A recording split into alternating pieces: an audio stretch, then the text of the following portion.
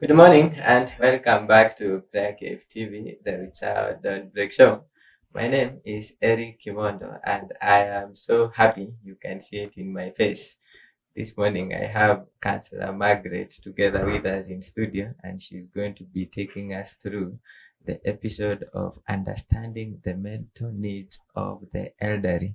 Counselor Margaret is a counseling psychologist and a recent graduate of the Word of Faith Community College. She has a passion for geriatrics counseling, which involves dealing with the older persons in our society. She retired after 30 years following a successful career in banking. She's a professional marketer. She holds a BCom and an MBA in strategic marketing. Currently, she is a marketing consultant. She is in marketing consultancy as well as a trainer and coach in business and life skills. Counselor Margaret Getao. Good morning. Good morning. And how are you doing this morning? I'm doing very well, I thank God. Wow. Asante sana for coming to take us through this hot topic. I call it hot because over 4.4% of the Kenyan population is above 60 years old. That's around 2.2 million people. And we ought to understand what are their mental needs. So thank you so much to come to address this issue. I welcome you to tell us about yourself and also say hi to your colleagues. Karibu. Thank you so much. My name is Margaret Gitao, Margaret Wangare Gitao. I'm born again. Amen. Christ is the Lord and Savior of my life. Amen. I am glad to be here this morning. Amen. Thank you for inviting me. Karibu. I am married Amen. with 2 adult children. And as you have already said, I am a counseling psychologist. Previously, I was in banking as a career marketer. I worked for 30 years. Wow. Then I took my early retirement. You don't look like somebody who has worked for 30 years. Yes, I have. And I actually took my early retirement. Then, as we are told, I retired. I put on new tires. Wow. And I went into counseling. I have been studying at Word of Faith Community College. Yeah.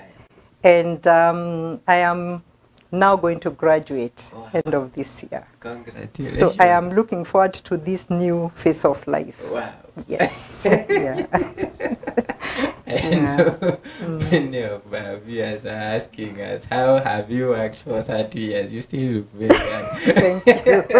Thank you. I'm actually 58 years old.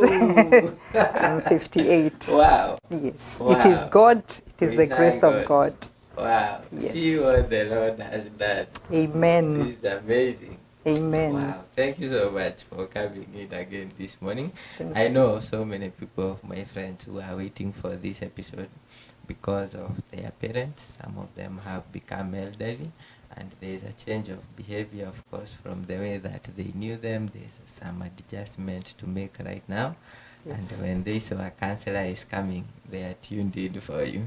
That's good. To get us started, one of the questions here is, what are some of the common mental health challenges that older individuals often face, and how do these differ from younger age groups? Let me start by defining who is the older person. Note that we are saying older, not old person.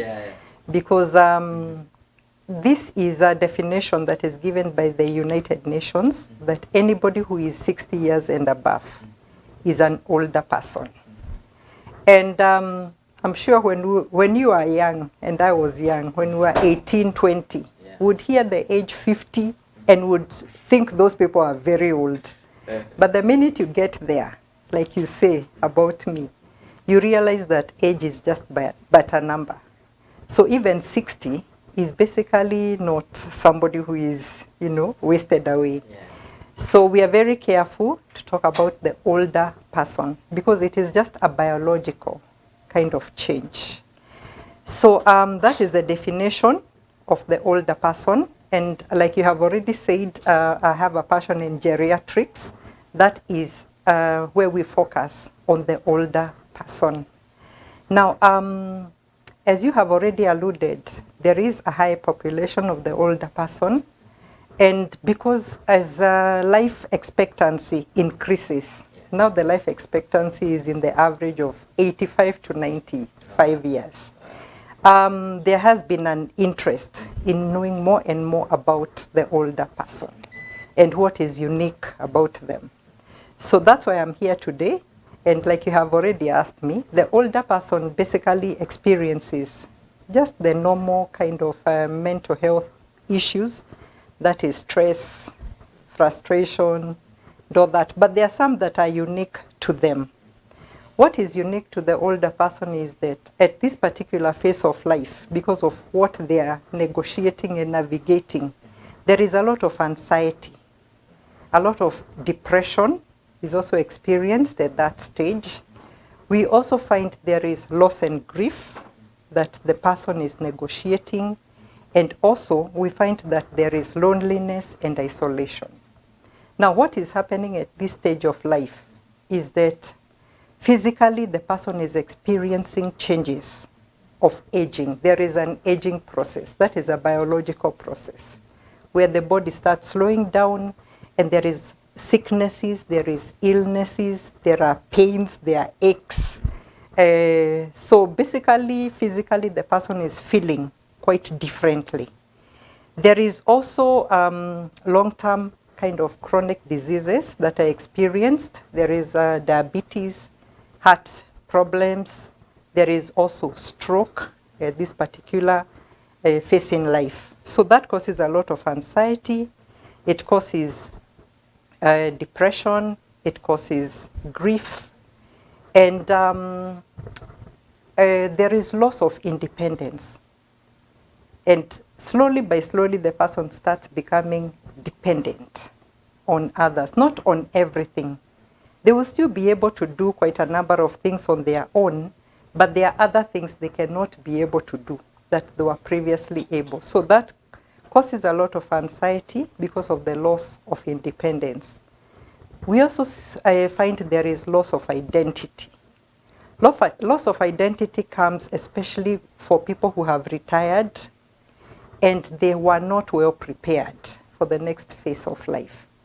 The person maybe was a manager or was a supervisor somewhere or was somebody who was making a difference to the society, the community.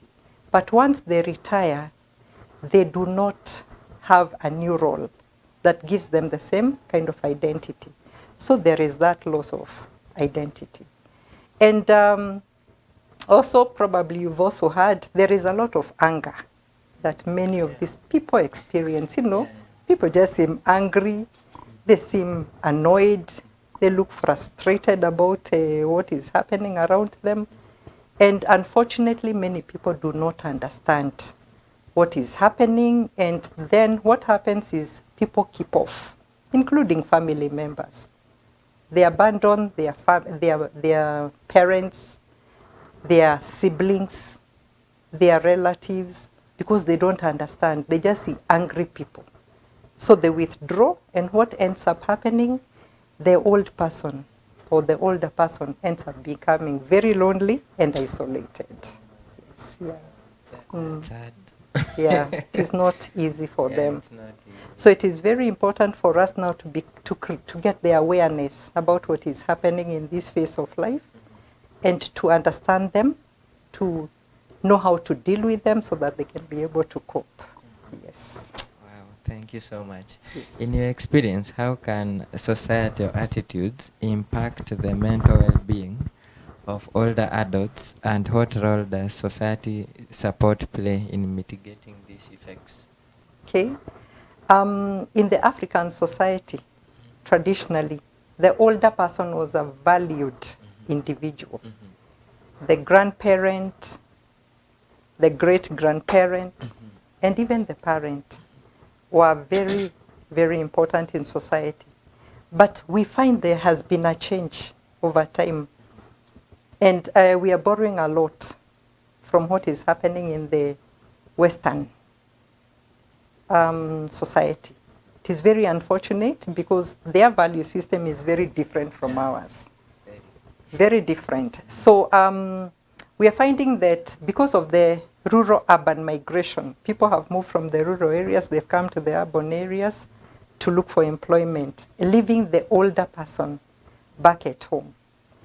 So there has been a detachment whereby with the coming of M-Pesa, that has replaced, the support, isn't it? The physical visits. The physical visits. So the people in the urban areas find that they are just required to send some financial support through M-Pesa. And slowly by slowly, that value of the older person, going to see them, going to spend time with them, going to just appreciate them, is slowly by slowly changing. To the point where now we are seeing even the older persons are being taken to homes of the aged, if not isolated altogether. So there has been a change in the societal values. Yes. Yeah. What are the effects of this change? It causes a lot of loneliness for the older person, a lot of isolation. They feel abandoned. There is neglect. We have seen so many memes going around about what is happening, that perhaps some of the older people are not given the support when they are alive, but when the funeral day comes, you know what Kenyans say. So there is that effect, and also there is now the issue of taking the old people to the homes. One of my recent frequent attachment has been the old people's home, one of the ones around Nairobi, and that is the experience that I'm finding, that many of the older people have been abandoned and they have been taken to the homes. Yeah, because their people are not looking after them. Yeah. So it doesn't have a very good effect. At the end of it all, we find that the older person gets a lot of mental health problems. Yeah. As a counselor, what would you recommend? Home care or the siblings, maybe the children, taking their parent to a home of the elderly? Okay. Being Africans, I would advocate that we just look after our old people in the familiar environment of their own homes. And most of the African families, we are blessed to be quite a number of us. Yeah. So it's not just one or two, like in the Western world. So we should be able to support our parents or our relatives out in the homes where they are familiar, where they can be able to go out, look at their cows, look at their sheep, go to the farm. And we should be able to have like a roster or a way of how we are going to be going to see them. Because all they need from us is just that time and the care and the attention. In counseling, we call it empathy. Yeah, just to be there for them. Listen to them, show them that we care, we appreciate. Yes, and we understand. I don't know if to say heartbreaking to learn of you can have your parent back at home. People have gotten busy in urban areas, as you said, and you can have your parent back at home lonely, and you don't know. But thank you for the sensitization. People are going to start thinking different this morning. Yes, with awareness, then we should become more understanding of what is happening in this particular phase in life. Wow. And what we can do about it. Yes. Are there specific signs or symptoms of mental health issues in older people that family members or caregivers should be particularly attentive to? Yes, there are signs that can be seen. And one of the first ones is that you will be able to observe a change in the person's moods and behaviors. Somebody who was previously very jolly and talkative, all of a sudden you will observe that there is a change. They're looking moody, they're looking sad all the time, they don't want to talk, they are withdrawing from others. And normally in counseling we say that if you are able to observe this kind of behavior for a period of above 2 weeks, then that is of alarm. That shows that there is something that is not okay with the person. You would also be able to observe changes like in appetite. You'll be able to observe the energy levels going down. The person changes their sleep patterns. Maybe they are sleeping more or they are sleeping less. Then you will find that the person may be having difficulties in remembering and concentrating. That is very, very common. As it is part of the aging process. But if it becomes prevalent, then it is important to check whether this person could be suffering from what we call dementia. Dementia is a mental disorder where the person starts forgetting and losing their memory, and altogether they may be in a situation where they cannot remember anything at all or even recognize their people. Or you observe confusion. The person gets more and more confused. And we are talking, okay, sometimes forgetting is just normal. Even I forget sometimes where I've kept my keys. But when it becomes very frequent and for a prolonged period of time, then that is a red flag to show that there is something that could be happening.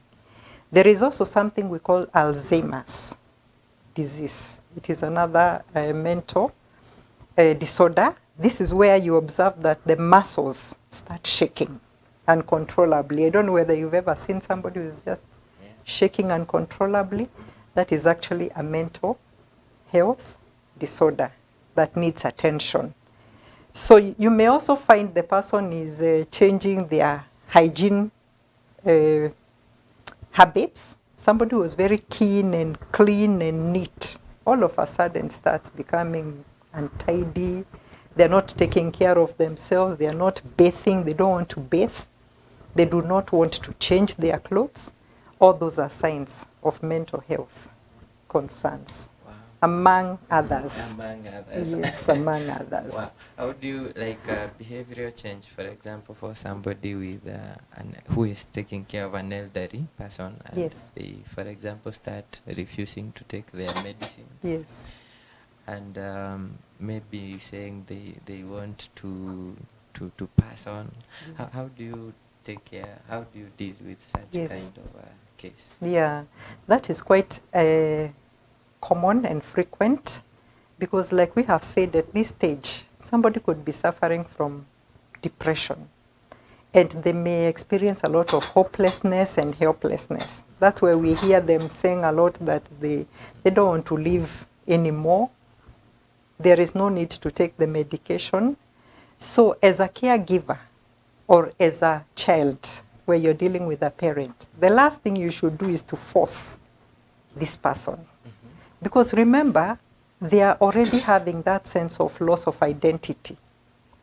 And they are not very happy with becoming dependent on somebody. So it is very important that we handle them with a lot of care and empathy.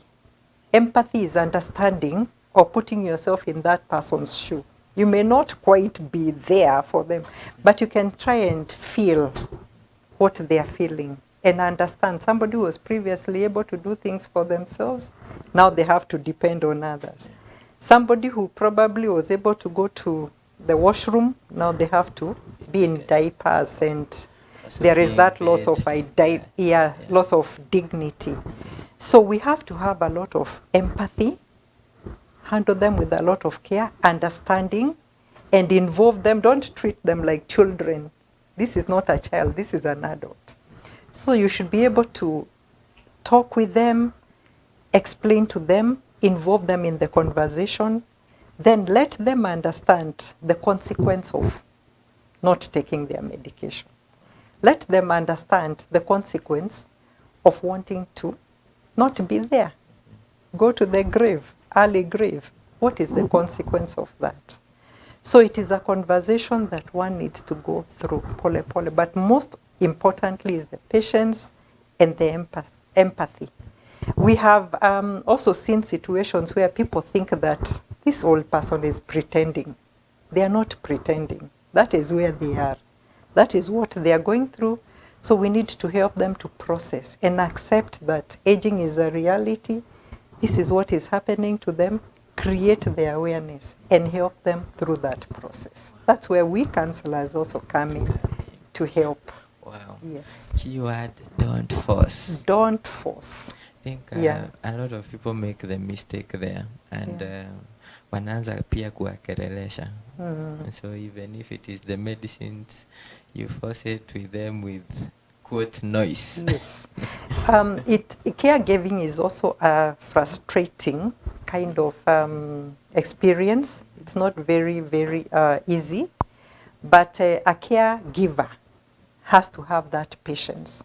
They have to have that understanding of what the other person is going through.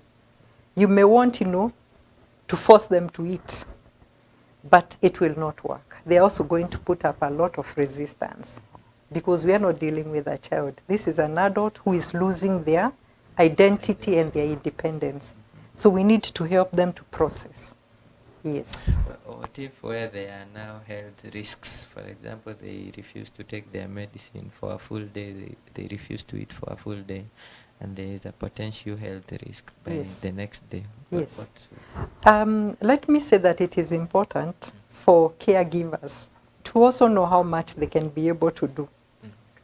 They should be able to know, okay, I can only go this far. Beyond that, I need some professional help. They need to be genuine. In counseling, we call it genuine. If you can't do something, be genuine and seek help from a professional. Wow. Yes. Thank you so much. That's a good answer. Yes. So how can counselors address the stigma associated with seeking mental health support among older individuals? And what strategies have you found effective in encouraging them to prioritize their mental well-being? Yeah, stigma is a reality in the society generally about mental health, because people feel that mental health issues is like madness. It's labeled. Somebody is mad, somebody is crazy, somebody is under a curse, somebody is pretending, like I have said. So generally, there is a lot of stigma around it. And not only stigma from others, there is also what we call self-stigma. The person who is suffering may also be stigmatizing themselves, blaming themselves, feeling, like with the old people, we hear them saying, oh, now I've become a burden, I have become a problem to my children, I don't deserve to be around. When they hear somebody has died, they wish they are the ones who also died. So there is a lot of stigma around it. And what needs to be done is that we need to create this awareness that mental health in older people is a reality. And it is something that they are negotiating. We should also always remember that this is a journey. And we are all heading there. And in fact, we are told that they are blessed who have been able to reach those ages. There are many who do not make it to those old age. So generally is to understand what is being negotiated at that stage. It is part of aging. We are heading there. We are all heading there. They just got there ahead of us. So we give them the support. Let us not stigmatize them. Let us encourage them so that they also don't go through the self-stigma. Because like when you see them refusing to take the medication, it's because they also don't understand what is happening to them. They feel they are being isolated. They are being tangled in the society. So we need to help them as a whole community. Yes. Wow. For people that don't understand this, especially empathy, and they fall into the traps, unfortunately, of being brutal. I know we are going to be talking about abuse later as we are continuing in. What is the strategy that can be used to fight this stigma from old people? Because even before God, it is wrong. It is not right. Because like I have already said, the caregivers need to be very, very patient. When they are not patient, that is where now we start seeing a lot of the stigma and the abuse coming in. So let us go out. Let us create the awareness. Let everybody understand what is happening. This is not Madare case. These people are not mad. These people are not cursed. Let us just be patient with them. We will be talking about abuse. I'm sure in another segment. As we are coming on. Yes, yes. But just before we take a break here, in the context of aging, how do factors such as loneliness and isolation contribute to mental health challenges, and what interventions can be implemented to address these issues? Okay, I think we have some classic examples around us of people who have had some serious mental health issues because of loneliness and isolation. We recently saw a mother who passed away and was not discovered before 9 months. I'm sure you recall that case. Now, this is a case of somebody getting isolated, somebody just being alone, and somebody going into loneliness, then going into depression, and we do not know exactly what happened after that. This is my own analysis of what could have happened, because we heard that this lady was keeping her family away from her. Was it as a result of mental health issues, mental health challenges, the anger, the frustration that she was going through, the depression? She ended up becoming very, very lonely. And then it becomes a cycle. The loneliness makes the depression even worse.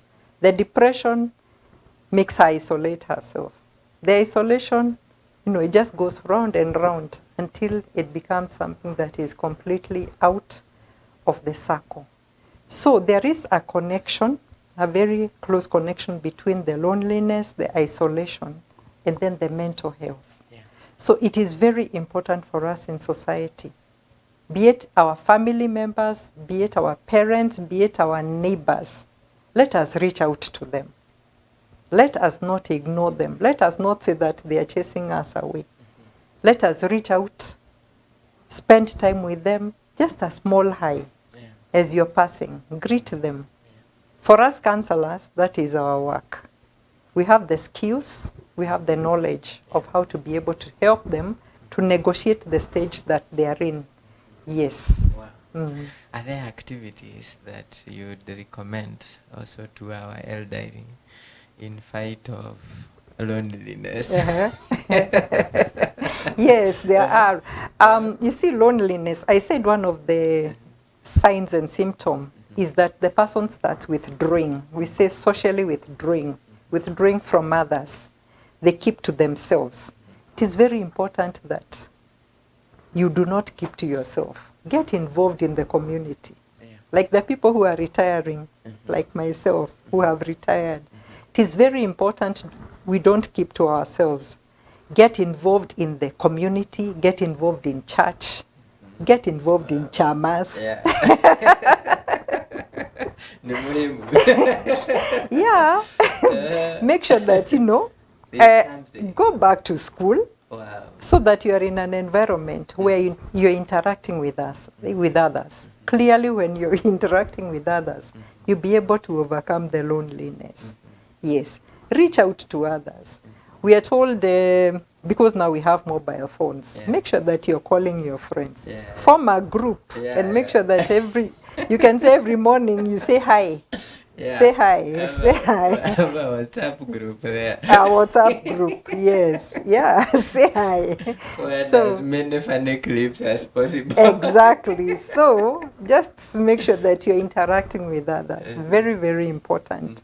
If you find that you're withdrawing, you're feeling like withdrawing from others, you don't want to socialize, you don't want to talk to others, that is a red flag that should be avoided. Wow. Yes. Yeah. Thank you so much, Councillor Margaret. We are going to be taking a short break. When we come back, we are going to be finishing off on this issue. You can also send us your question via SMS on the number on the screen. See you shortly after this break.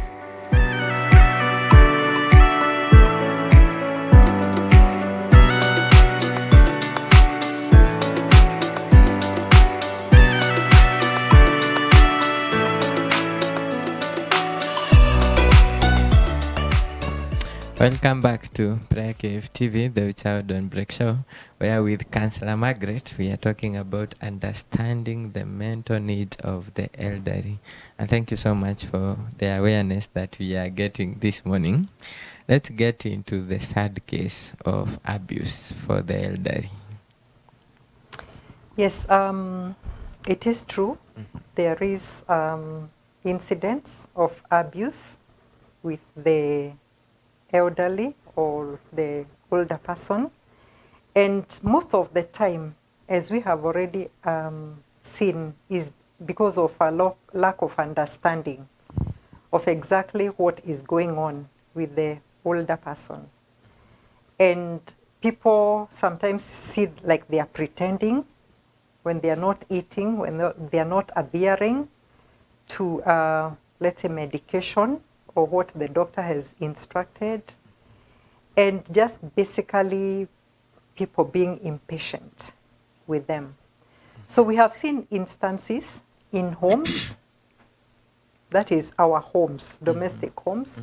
We have seen instances in the homes for the elderly, like what we saw recently, which was in the public domain, of the older person being abused physically. We have also seen or heard of abuse in homes where parents are being beaten or they are being refused food, or they are not being given financial support, or they are not being provided with the basic necessities, that is food, clothing, and shelter is not adequate. We are also seeing cases of abandonment where an old person is completely left on their own to the point where they just starve because they are not able to cook for themselves. We have seen a lot of emotional abuse of the older person where they are being put under a lot of stress. It is unfortunate. We have also seen the older person being abused because of properties, land, money in the bank, buildings, where maybe the children are not happy with the way the old mzee is handling the properties, or the way their mama is handling the shamba. So there ends up being abuse. It can be emotional, it can be physical, it can be lack of support, and it is very unfortunate. Very, very unfortunate. We saw the example of that Thogoto incident where we saw the older people being manhandled and being physically abused. Not forgetting the very severe one of sexual abuse. We have heard of old people being abused sexually, like the old ladies who live alone. There is a lot of insecurity, and sometimes some of the young people, after taking drugs, they go and abuse the old ladies. Or we have even heard of cases, very, very unfortunate, of old mzes being also sexually abused.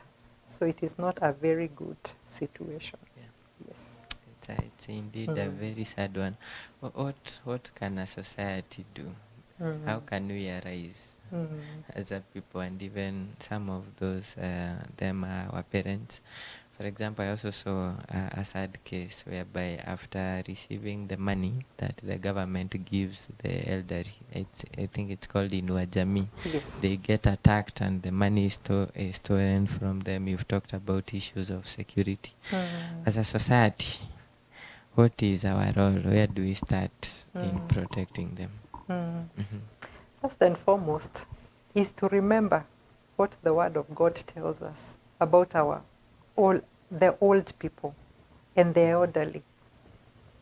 I think the Bible talks even about white hair and the wisdom that comes with it. It is so important that we put them back to their place of honor, the place of being valued. Not feeling that these people are a burden. We have seen even some societies where the old people are actually burnt. They are believed to be witches, or to be the ones who are having the witchcraft. So we need to embrace that this is a very valuable set of our community. give them the honor and the dignity that they deserve.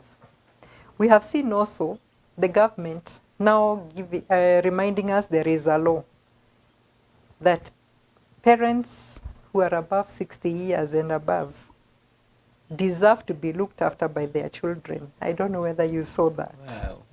And it caused a lot of interest. It stirred a lot of interest among Kenyans that there is a law that parents should be looked after above 60 years.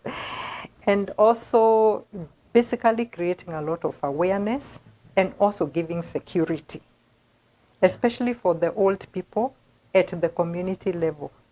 The chiefs and all the other the leaders of the Nyumba Kumis, they should know where the old people, especially those who are living alone, and give them the adequate security that they require. And then for each and every one of us, let's take care of our old. Like we said, this is a journey. We are all heading there. Yeah. And it is not their fault. It is a biological change, especially when it comes to the weakness, the frailty, the disease, the illness. This is something that is natural. And you know, nature is about God. Yeah. So it is a journey we are on, and we should be able to support each other on it. Wow. Yeah. We give them the honor that is due to them. Yes. And we take care of them. Yes. Wow, thank you so much. Now going to the case of the persons themselves. We've talked about the caregivers, we've talked about the children, we've talked about our external stakeholders to this issue. What about the person themselves? Let me talk about myself, because I'm 2 years away from 60. One of the greatest lessons I have learned in counseling, thanks to my teacher, Teacher Mary, is that self-care is very important. Self-care. Self-care is to know that I am very important in my life. What is my life without me? So I should start with myself, take care of myself physically, emotionally, psychologically, spiritually, all-rounded, to ensure that I'm a well-balanced person. And the minute I do that and I become a very important person in my life, then I'll be able to take care of everything else. I'll be able to take care of my family. I'll be able to take care of my friends, my relationships, and so forth. The second thing is that it is very important for me to take responsibility for my health. So exercise, very important. Good diet, good nutrition. Now, this is not the time I would be able to eat anything that I wanted. I would be able to eat junk food or eat ice cream or drink very cold things.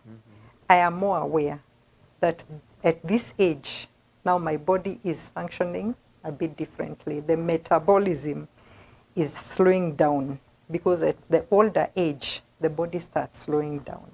So nutrition is very important. Exercise is very important. I've already talked about spirituality. This is the time now to be very well grounded and well balanced and to know exactly where I am. There is a saying that life begins at 40. Life begins at 40. When you get to 50, you feel life is beginning at 50. And I believe the way I'm feeling, when I get to 60, I will say life begins at 60. Because I am feeling quite well balanced. I have gone back to school. I talked about retire. Retire is to put on new tires. Wow. We are not tired. We're just putting on new tires. So try something new. Try hobbies. You know, we used to have hobbies. I don't know whether your generation has hobbies. Our generation, hobbies were very important. You'd be asked, what is your hobby? And you'd say, my hobby is making friends. My hobby is reading or traveling or, you know. So this is the time, I have the time to revisit my hobbies, do things that I enjoy. What is it that I enjoy doing? I enjoy traveling. So make some time, you know, just to do some travels here and there. Doesn't have to be far, it can just be around. Make sure that I'm reaching out. I have a good social network. Wow. Very important. My friends have to be there. I also need a mentor. I have a counselor. Wow. You know, I have a counselor with a counselor. Yes, counselors also need counselors because many of the issues that we are able to handle after some time, we also need some counseling.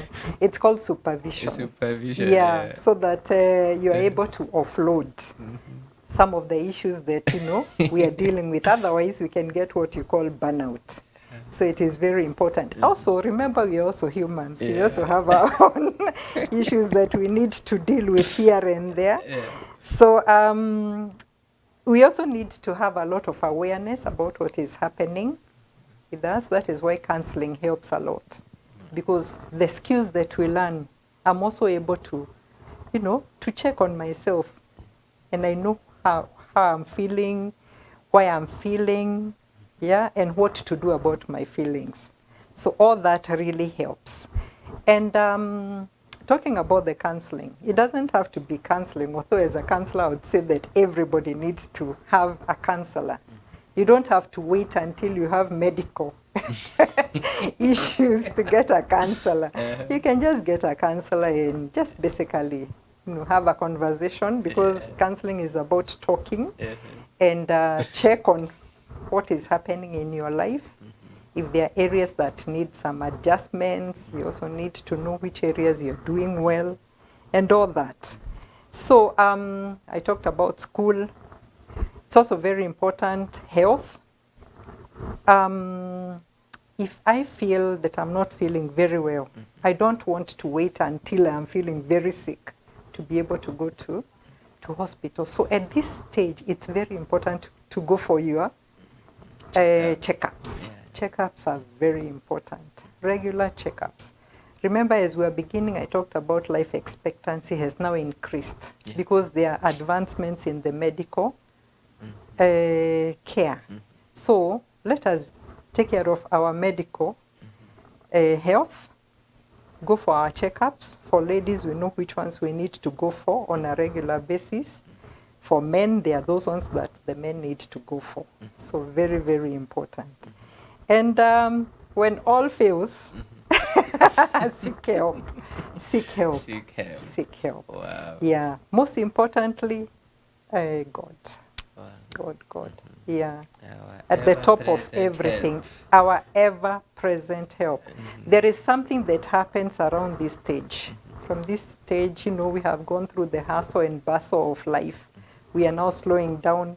This is the time now we get more and more connected to our God. It is a wonderful time when we are able to really seek God, spend time with Him. Like the travel, you can travel somewhere and just have a personal retreat and have a quiet time with God. All that helps to really ground us. Wow. Yes. Yeah. Amazing. Self-care. Self-care. Allow me to ask you something about self-awareness. Yes. Especially for the elderly, and the importance of self-awareness. For example, for somebody who has gone through that phase of life and they feel maybe they didn't achieve to their level best and they're in some form of crisis. By now you've brought it clearly that mental health, mental issues can cause depression, can bring loneliness, can cause somebody even to not finish their days. What's the importance of self-awareness? There's something that happens around this age, the older age as it begins. It comes from one of the counseling theories that this is the time when somebody reviews their life. You look back and see what you have been able to achieve in life. And depending on how you feel, you can either feel fulfilled or you can start having a lot of regret. So it is important for one to be aware that we cannot turn the clock back to start with. We can only move forward. So we have to, first and foremost, be aware of what is happening and accept where we are. You cannot go backwards. You can only move forwards. So for now, what have I been able to achieve? And then you appreciate that. And you congratulate yourself with what you've been able to achieve. But for what you have not been able to achieve, see what you can be able to catch up on. Because remember, you said you are retiring, you're putting new tires. Are there things that you can be able to set a new strategy and be able to achieve them? For those where you have run out of time, for example, work, formal work, like I wouldn't go back to formal employment now. So if one is not able to achieve what they wanted to achieve in formal employment, they can't go backwards. So come up with a strategy of how you're going to advance. That is where we counselors come in and we help somebody, you know, come up with a new strategy for life. Wow. It's called life coaching. It's called life coaching. Wow. Yes. Amazing, amazing. Yeah. Tell us about your counseling services. You've touched on critical ones of self-care, yes, self-awareness, empathy. Talk to us about as also you give us your phone number on how somebody can receive help. Okay. I am happy you've given me this opportunity to be here. Welcome. And I'm happy that I've been able to share the information. I hope it has helped somebody out there. It has. Because we say that even if it doesn't touch everybody, if it has just touched one person and changed their life, I am happy with that. I said I am a graduate of Word of Faith Community College, and we are many of us there. Yeah. And we can be reached out there. But for me specifically, I can be reached on my number. Yeah, can I give my number? Yeah, sure. My number is 0722 720 393. Again? 0722 720 393. Wow. Counselor Margaret. Can I say thank you? Yeah. And say hello to all my colleagues. Yeah. All my colleagues at Word of Faith. Also my colleagues at KIPCO. I also want to appreciate my family members, all of them. I believe they are watching me, and all my friends. Thank you so much for all the encouragement in this journey that I've been. I thank you so much. Thank you so much. Yes. Sisi ndo tunashukuru zaidi. For all the young people that are in urban areas, in employment and busy, please don't forget your parents who are in the rural areas. We've been brought into awareness of the issue of loneliness, and it is serious. Yeah, let's remember them. Let's give them honor. I loved that word that you used. We give them honor, we give them security, and all this is a blessing unto us. Quickly, Jennifer Wamwati anasema following, asante sana. Jemo Chama anasema good morning and tuned in. This is a great topic and I'm taking notes. God bless you. Asante sana James. Nelly Maina anasema following, asante sana. Nancy Gatama anasema good morning Eric. Say hi to Councillor Maggie watching from Kirigiti. This is Nancy Gatama. Then we also have Maureen Makori anasema following, asante sana. Mary Wanjei anasema she got tuned in and that have good. Asante. And also we have Rin anasema tuned in. Asante ni sana. Thank you so much. We appreciate, we thank God because of this time, and I'm so humbled for this topic that we have had. Receive our gratitude. Tumeshukuru. Asante. We thank God for the gift of life, and we thank God for the wisdom and the knowledge and the giftings that He has given, and to people like Councillor Margaret to bring us into awareness that we live better lives. She has constantly repeated, retiring is not giving sio kuweka the tools chini, it's putting on new tires. so that you can run even more. There is hope, and we thank God because of that message. A special appreciation also goes to Bishop Dr. Thomas Mothe and Reverend Phyllis Mothe. Thank you for your love. Thank you for your support. Thank you for your prayers. Tunashukuru sana. I want to thank the people producing the Child Don't Break show. We have Peter Moora, Sheila Huro, and Doreen Mwende. Mungu abariki sana, together with the entire Prayer Cave TV staff. Your labors in the Lord are not in vain. And to you, viewer, we love you. We appreciate you. And we pray for you every day. That's why if you have a prayer request, send it in via SMS on the number on the screen, 0710 54 64 54. There's something difficult that you're going through. Whatever it is, Prayer Cave TV is here to stand with you in prayer. And God, who is faithful and answers and hears prayers, is going to come through for you. God richly bless you, and see you tomorrow for another blessed episode of the Child Don't Break show. Thank you so much. See you.